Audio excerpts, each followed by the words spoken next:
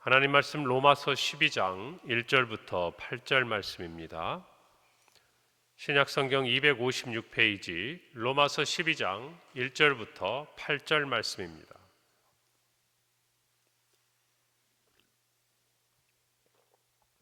제가 봉독하고 마지막 절 합독하겠습니다.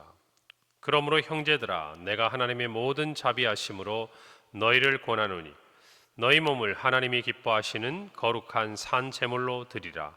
이는 너희가 드릴 영적 예배니라. 너희는 이 세대를 본받지 말고 오직 마음을 새롭게 함으로 변화를 받아 하나님의 선하시고 기뻐하시고 온전하신 뜻이 무엇인지 분별하도록 하라.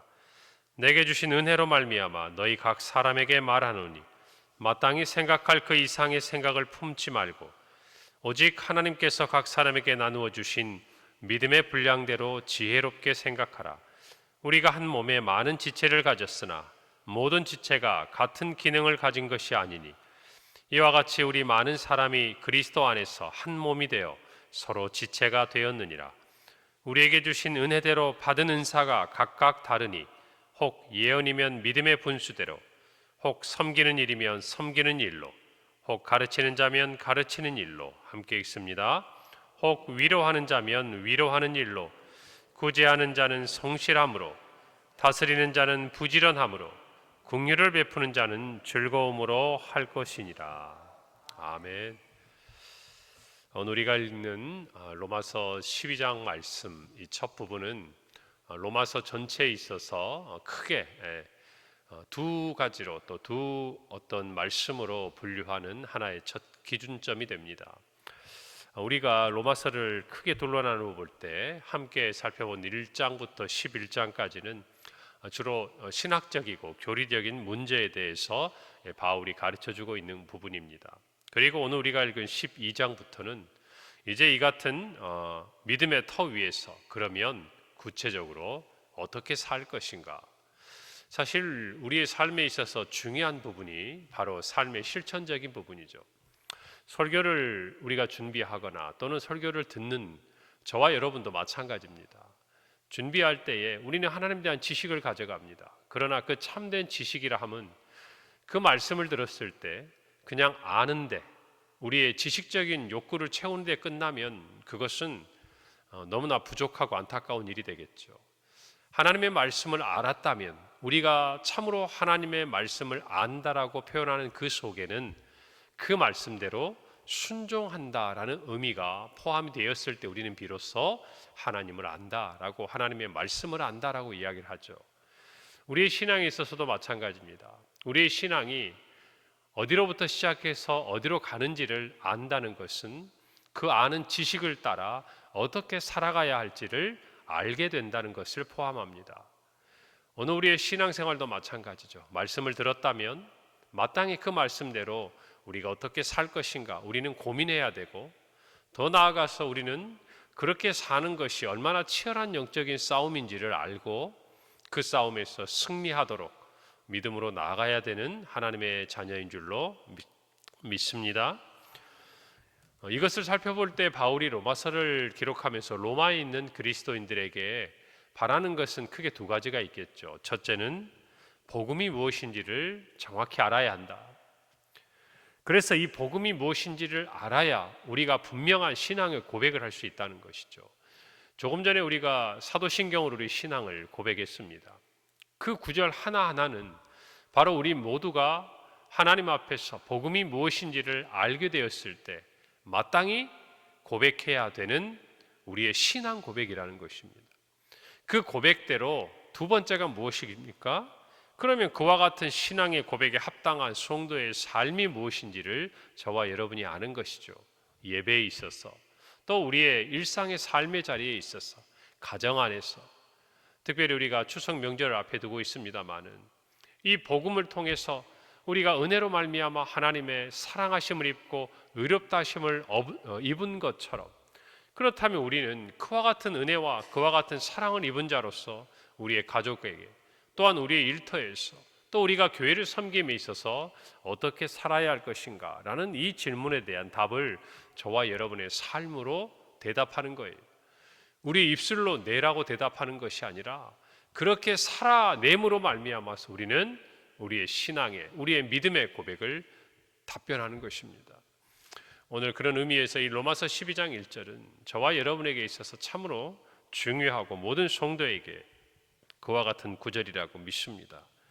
오늘 1절에 보니까 그러므로 형제들아 내가 하나님의 모든 자비하심으로 너희를 권하노니 너희 몸을 하나님이 기뻐하시는 거룩한 산 제물로 드리라. 이는 너희가 드릴 영적 예배니라 라고 말씀합니다. 첫 부분에 그러므로라는 접속사가 시작이 되죠. 어떤 내용입니까? 앞에 있는 모든 복음에 대한 이야기를, 앞에 있는 우리가 분명히 고백해야 될 신앙의 그 고백에 대해서 너희가 알게 되었으니, 그러므로 이제 이 이후에 되는 이야기는 너희에게 너무나 자연스러운 일이라는 것이, 당연한 일이라는 것입니다. 다시 말하면 복음의 비밀을 깨닫는 사람은, 또 하나 복음의 그 은혜를 받은 사람은 다음에 나타나는 이와 같은 삶을 살아내는 것이 너무나 당연하다는 것이에요. 노력을 하거나 우리가 또다시 새로운 것을 생각할 것이 아니라 그 하나님의 은혜의 비밀 앞에, 복음의 비밀 앞에 선 자들은, 그 은혜를 받은 자들에게는 너무 당연한 삶이 뭐냐? 그것은 바로 자신들의 몸을 하나님이 기뻐하시는 거룩한 산제물로 드리게 된다는 것입니다. 이전에는 자신의 기쁨을 위하여 살았다면, 그러나 이후로는 하나님이 기뻐하시는 삶을 살게 된다라는 것, 이것이 하나님의 복음의 은혜로 말미암아 의롭다 하심을 입고 구원을 받은 성도들에게 나타나는 마땅한 변화라는 것이에요. 여러분 잘 생각해 보세요.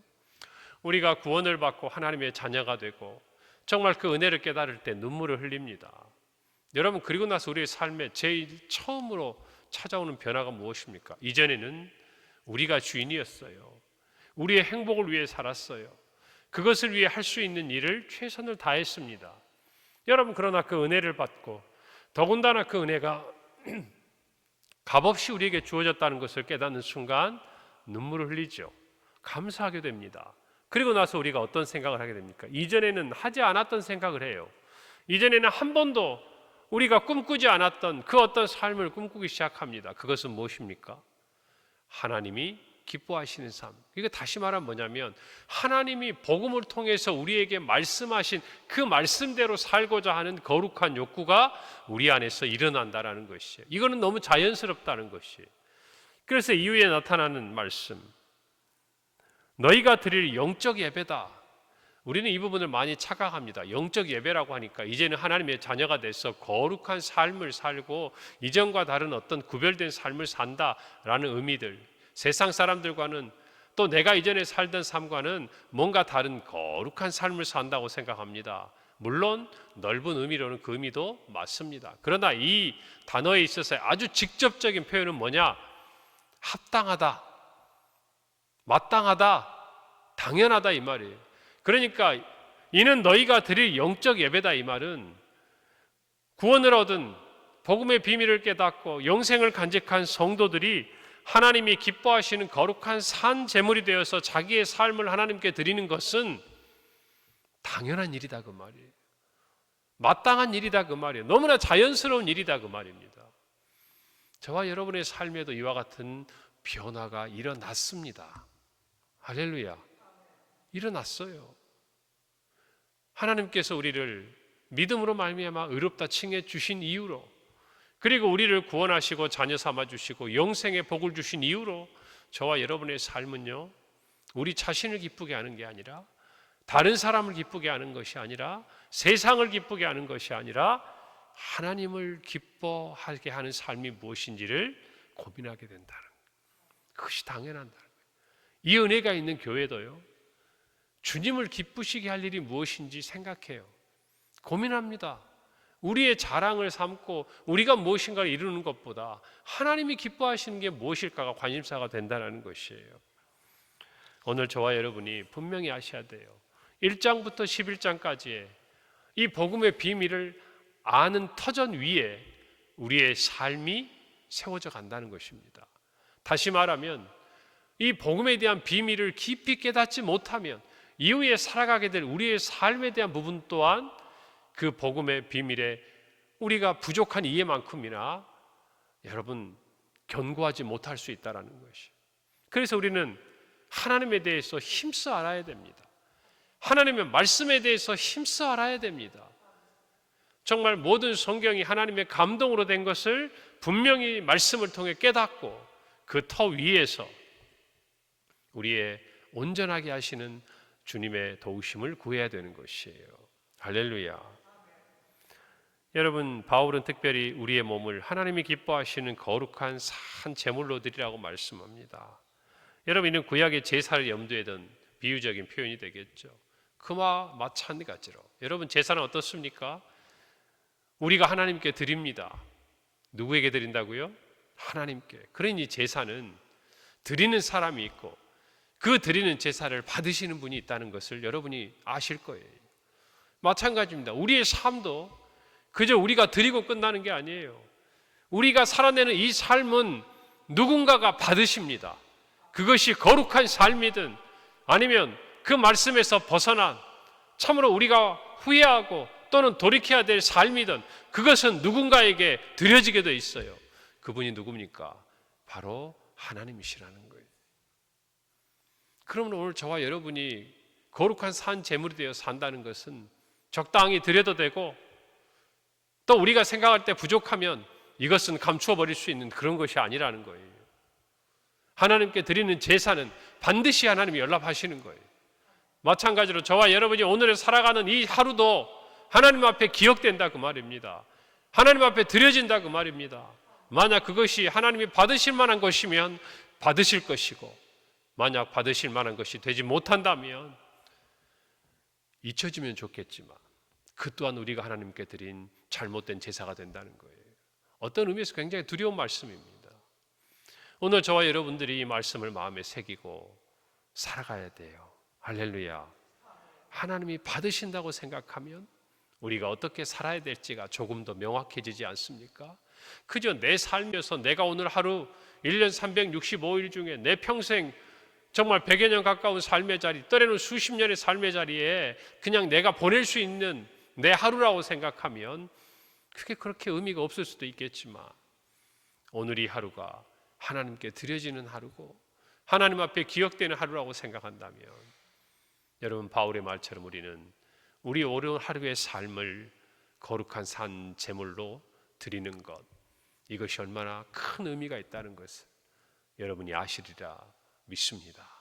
우리는 그런 마음으로 오늘을 살아야 돼요. 바울은 그 이야기를 하는 거예요. 왜냐하면 이 앞에 이 위대하고 정말 대단하고 이해할 수 없는, 누구도 설명할 수 없는 하나님의 사랑에 대한 이 복음의 비밀을 깨닫는 자는 그의 하루가 하나님께 드리는 제사와 같은 의미가 있다고 이야기하고 있기 때문입니다. 여러분, 오늘 새로운 이와 같은 제사로 드리는 삶의 자리에는요 규정이 있습니다. 새로운 규정이 있어요. 영적 예배가 도대체 합당한 그 예배가 무엇인지를 설명하는 게 2절입니다. 너희는 이 세대를 본받지 말고 오직 마음을 새롭게 함으로 변화를 받아 하나님의 선하시고 기뻐하시고 온전하신 뜻이 무엇인지 분별하도록 하라. 하나님의 뜻을 분별해야, 깨달아야 하나님이 무엇을 기뻐하시는지를 알 거 아닙니까? 하나님이 기뻐하시는 거룩한 산 제사로 오늘 하루의 삶을 드릴 수 있지 않겠어요? 그러기 위해서 바울은 권고합니다. 뭐라고 권고합니까? 첫째입니다. 이 세대를 본받지 말라는 것이에요. 여러분, 오늘날도 교회 안에 이 세속주의 물결이 넘어옵니다. 복음이 기준이 되고 하나님의 말씀이 기준이 되고 하나님이 맡겨주신 사명이 기준이 되어야 될 교회 안에 요즘 오늘날 가장 위협적으로 침투해 들어오는 것이 무엇입니까? 이단의 잘못된 복음도 있습니다. 사이비의 여러 가지 잘못된 거짓된 것들도 많습니다. 그러나 정말 성도들이 깨닫지 못하는 무서운 것은 세속주의적인 것이에요. 지난주일 설교에 섬기는 자가 정말 크다 여김을 받는 큰 자가 되는 교회가 평강교회가 되어야 한다. 종이 되어 섬기는 자가 정말 으뜸이 된 우리 교회가 되어야 한다. 이 말은 다시 말하면 이방의 권세자들, 집권자들처럼 세상에 명예와 힘이 있는 사람이 으뜸이 되고 머리가 되는 교회가 되어서는 안 된다는 말이에요. 다시 말하면 이것이야말로 하나님이 기뻐하시는 것이 아니라는 것입니다. 세속주의의 물결이 교회 안에도 침투해 들어와서 세상이 중요하고 세상이 힘이 있다 여기는 가치가 교회를 움직여서는 안 된다는 것이에요. 여러분, 이와 같은 것들로부터 교회를 지켜내야 합니다. 이것이 저와 여러분의 사명이에요. 교회뿐만이 아니라 우리의 삶에도 마찬가지라는 것입니다.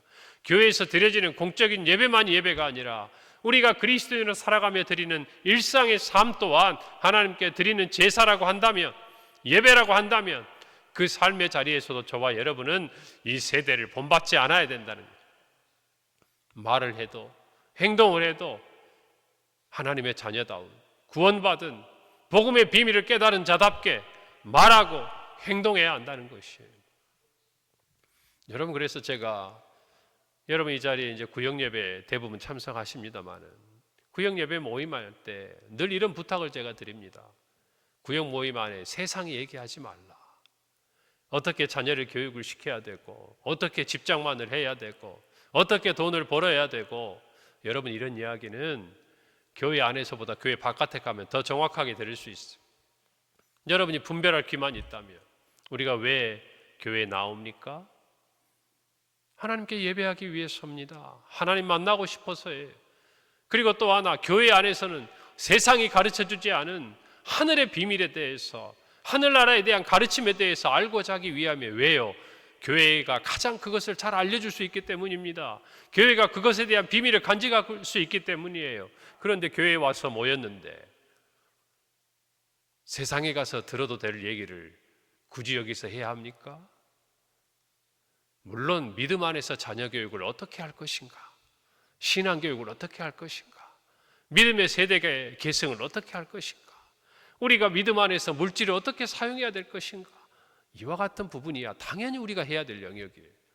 그러나 어떻게 하면 돈을 많이 벌 것인가, 어떻게 하면 그저 아이들을 교육을 좋은 대학교로 보낼 것인가, 여러분 이런 걸로 끝나버린다고 한다면 자신은 기쁠지 모르겠습니다만은 하나님이 기뻐하시는 제사라고 할 수 있겠습니까?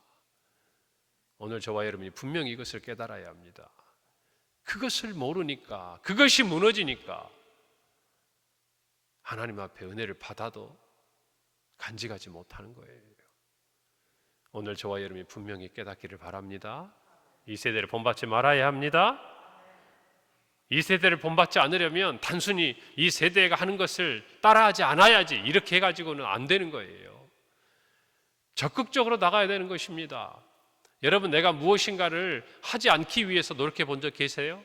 야식을 안 먹어야지, 내가 너무 유튜브나 TV를 안 봐야지, 내가 뭐 세상의 가요나 이런 음악들에 대해서 너무 심취해 있으니까 이것들은 안 들어야지. 여러분, 안 들으면 어떻게 돼요? 하루 종일 그것만 생각해요. 이것을 멀리할 수 있는 이유는 다른 좋은 것을 듣는 거예요. 세상의 음악에 너무 취해 있으면 내 옆에 찬송가 소리가 들려야 돼요. 텔레비전을 너무 많이 보면 내 앞에 성경책이 펼쳐져 있어야 돼요. 내가 하고 있는 부정적인 것들을 버리고 싶다면요, 그와 반대되는 하나님이 기뻐하시는 좋은 것들을, 신앙에 유익한 것들을 찾아가는 것이 오히려 그것을 버릴 수 있는 가장 좋은 길이에요. 우리가 이 세대를 본받지 않으려면 마음이 변화를 받아야 돼요. 생각의 전환이 이루어져야 돼요. 그것이 오늘 바울이 하고 있는 얘기입니다. 생각이 바뀐다는 것은 뭐예요? 우리의 사고의 방식이 바뀌는 거예요. 삶의 관점이, 시각이 변화되는 것이에요. 이전에 있던 자리를 비워냈으면 거기에 걸맞는 새로운 거룩한 복음의 생각들이 들어와야 한다는 것입니다. 그게 없으면 시간이 지나면 또다시 그 일이 반복되는 거예요. 오늘 저와 여러분이 분명히 마음속에 간직합시다. 이 세대를 본받지 않기로 작정하십니까? 그렇다면 마음의 변화를 받아야 돼요. 새로운 사고가 들어야 돼요. 하나님의 말씀이 들어가야 돼요. 성령의 인도하심이 우리의 사고, 우리의 생각을 붙잡으셔야 돼요. 우리에겐 두 가지 방식이 있어요. 세상을 따르는 것이 하나라면 다른 하나는 성령을 따르는 것이, 하나님을 따르는 것이. 여러분, 분별하여 좋은 것을 택하기를 바랍니다. 믿음의 선택을 하시기를 바랍니다. 우리가 구원에 이르는 그 복을 받았다면 마땅히 가야 할 길이에요. 2절 이후부터 3절부터 8절까지는 이제 이 성도의 실제적인 삶에 있어서의 첫 번째 언급될 만큼 중요한 이야기를 합니다. 바로 지체의식이에요. 특별히 교회 안에서 지체의식은 하나가 되는 것을 의미합니다. 우리의 삶에 있어서 가장 중요한 실천적인 요소, 교회 안에서나 가정에서나 특별히 교회 안에서 중요한 것, 믿음의 형제 안에서 중요한 것은 서로가 지체가 된다는 거예요. 서로가 다르다는 것이에요. 그러나 그 다름이 나누어져서 뿔뿔이 흩어지는 것이 아니라 하나님의 나라를 이루어가는데 협력한다는 거예요.